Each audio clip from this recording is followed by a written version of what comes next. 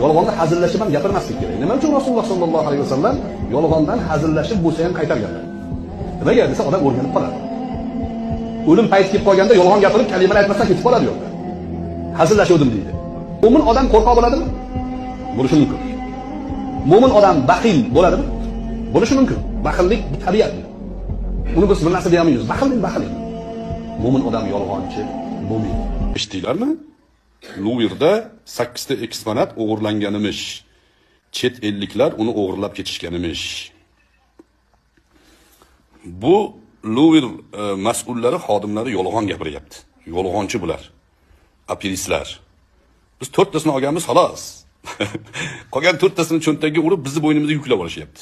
Oda Luvirda kimlardir qo'lga tushsa, ishonmanglar. Biz chiqib ketdik o'sha O'zbekistondamiz. Yolg'onni hazillashib ham gapirmaslik kerak. Nima uchun Rasululloh sollallohu alayhi vasallam yolg'ondan hazillashib bo'lsa ham qaytarganlar? Nimaga desa odam o'rganib qoladi. O'lim payti kelib qolganda yolg'on gapirib kalimalar aytmasa